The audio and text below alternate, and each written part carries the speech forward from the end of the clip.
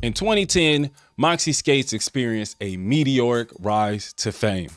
By 2018, they were selling 10,000 pairs of roller skates a year, and they accounted for 20% of Rydell sales. But flash forward to 2024, and it's safe to say that Moxi mania has worn off. So what happened? TLDR. As roller skaters matured and scandals started to pile up, the California Dream Skater facade began to fall away. This dismantled the Moxi marketing machine.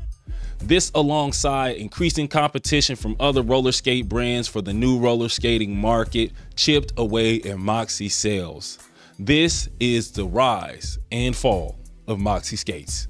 Moxi shifted the marketing campaign for roller skating, creating a fresh offer that captivated modern audiences. Moxi rebranded the skate scene as a fashionable girls' party. They marketed almost exclusively to women, with videos harkening back to the golden age of rollerblade.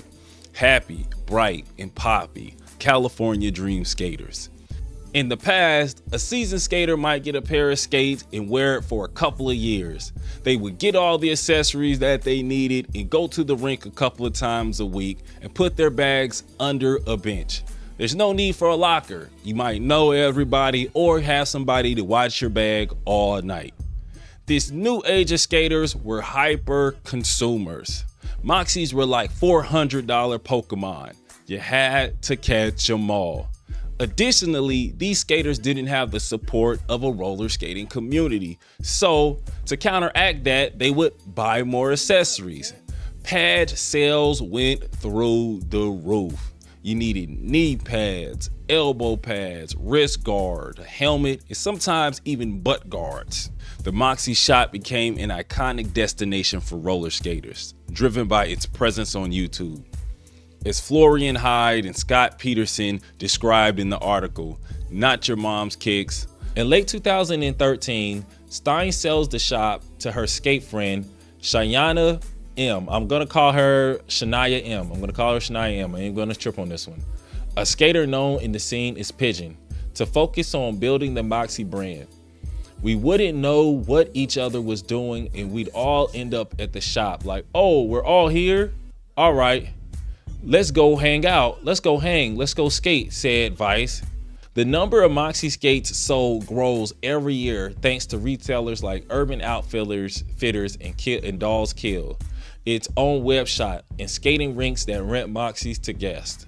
In 2017, Stein and Moxi eclipsed 10,000 in global sales, and its increasing popularity is primarily attributed to the social media content.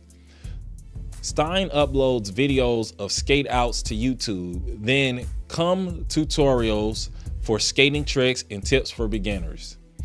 The skaters themselves include Moxi skate girls and others. Begin making and uploading nearly professionally produced trick videos to YouTube and Instagram. For many who began skating during the pandemic, Moxi and Planet Roller Skate were the go-to creators.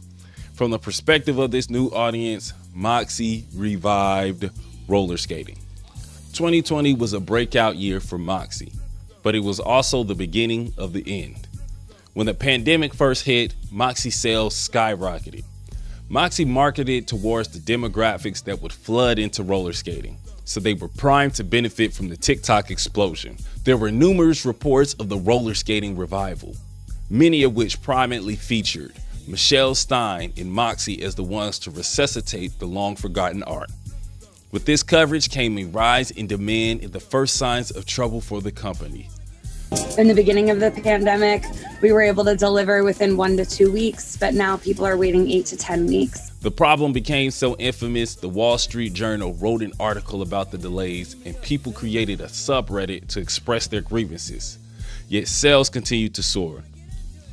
The waters seemed clear until the team of women who started Moxi began to disband, and stories would come out about who they were behind the scenes. In August of 2024, the Moxi skate shop was rebranded as the Pigeon Skate Shop. Shayana M, better known as Pigeon, was sold the shop when Michelle Stein decided to focus on the Moxi brand. When Shayana Pigeon M formally announced at her store that the renowned Moxi roller skate shop would rebrand to become Pigeon's Roller Skate Shop 2 months ago. The 34-year-old business owner knew she'd be letting go of one of the most respected and admired roller skate brands in the female outdoor skating scene. People would travel all over the world to visit the Moxi skate shop. It was like Disneyland, she said. And I knew I was giving that up. But what's more important is that I'm serving the local people more than the world.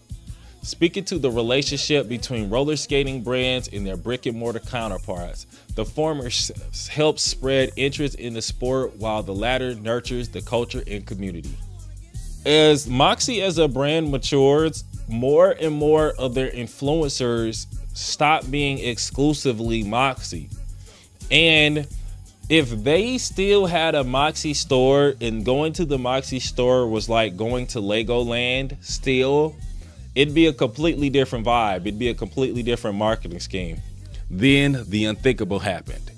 Indy Jamma Jones had a problem. Black Lives Matter.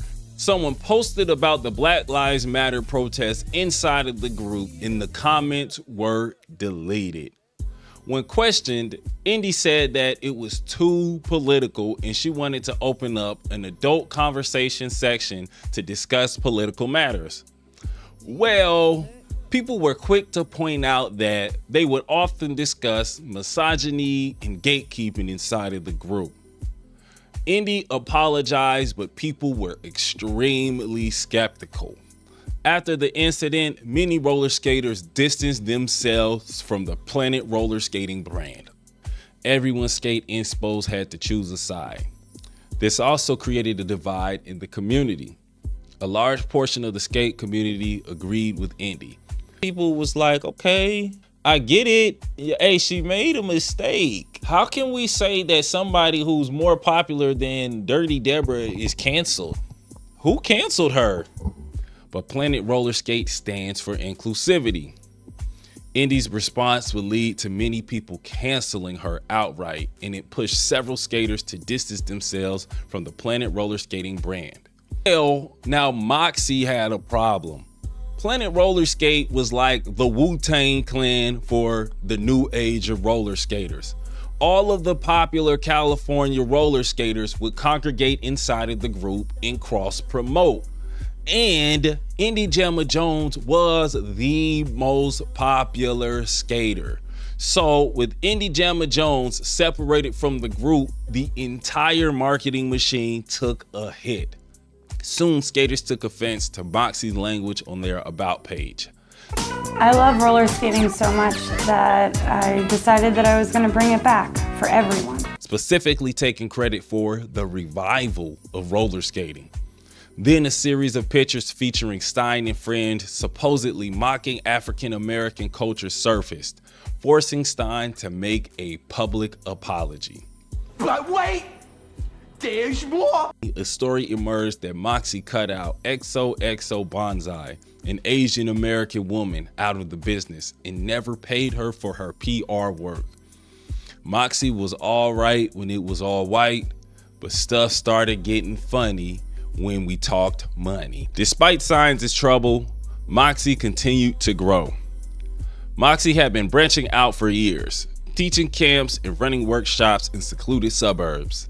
They invited skaters like Richard Humphrey and T-Stacks along with professional rep skaters to teach skills. However, a series of marketing missteps in 2022 derailed their attempts to become the leaders of competitive park skating.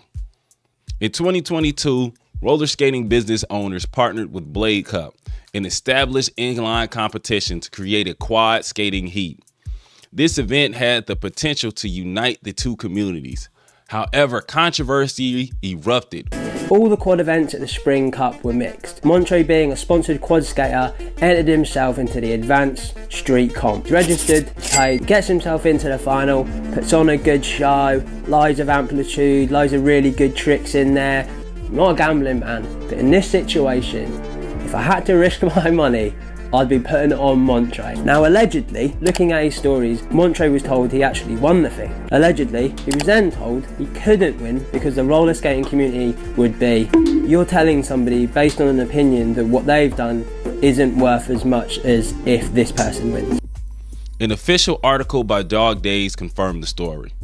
Speaking of blading, there are bladers who discovered their love for roller skating and with some 20+ years of inline skating experience managed to seamlessly transfer their skills to roller skates, often outperforming many of the new generation of roller skaters.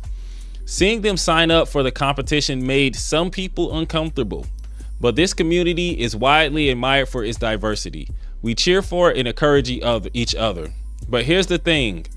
If we claim to be inclusive and welcoming, that means we cannot exclude anyone.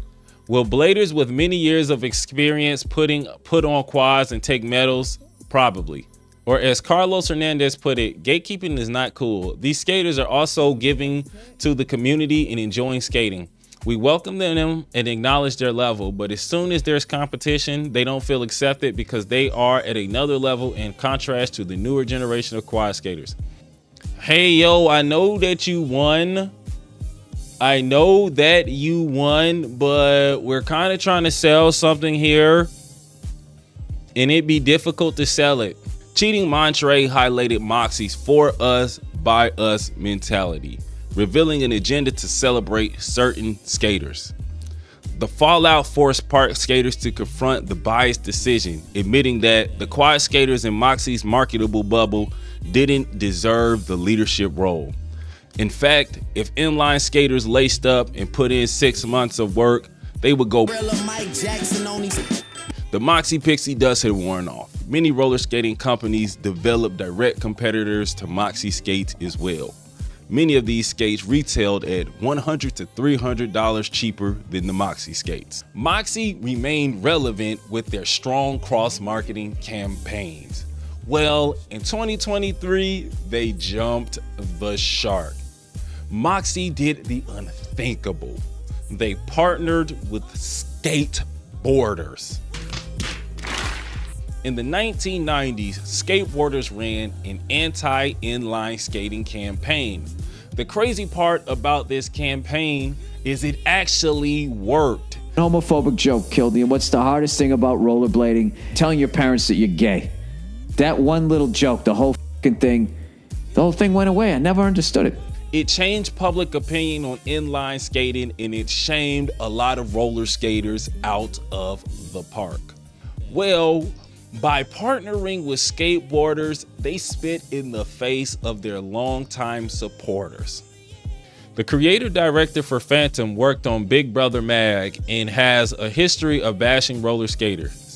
I believe he coined the term fruit boots. Also, David Carney would appear to not be the guy you want to hire if you want queer folks to take you seriously. Is David Carney the guy others have mentioned that worked for Thrasher? The mag was Big Brother skateboarding, but yeppers. $100+ suede alto style fashion boots. They called the Moxi team in to cut a promo in the hopes of galvanizing the park skating community into a trendy fashion movement. Anyone else extremely let down by the Laszlo product release? Those ugly boots were the last thing I thought they would be hyping up with the greatest street roller skating video. I just can't imagine any of those skaters wearing these boots except for Estro. The financials began to force Moxi to make even more cutthroat decisions. According to official reports, Moxi's earnings are significantly down. Many of the original Moxi team, like the skater formerly known as Fat Girl Has Moxi, were released from the company as sales continued to wane while other skaters moved on. You can only sell a skater 5 pairs of high-end skates one time. And if your most popular skater pulls an Indie Jammer Jones, it makes it difficult to sell the idea that we're all in this together. This is completely different than the next roller skating company that I'm going to cover, Impala Skates. Although they had numerous marketing flubs, Impala was able to avoid the one fatal mistake that Moxi couldn't. And I'm gonna cover it in my next video, the rise, fall, and rise again of Impala Skates. Well, if you think my analysis is off or I'm tripping about Moxi falling off, drop it in the comments. Well, if you like the video, drop a like. If you want to hear more from me, drop a subscribe and consider ringing that bell so you can get notified whenever I make a new video. And until next time, see ya, Boss Tweezy.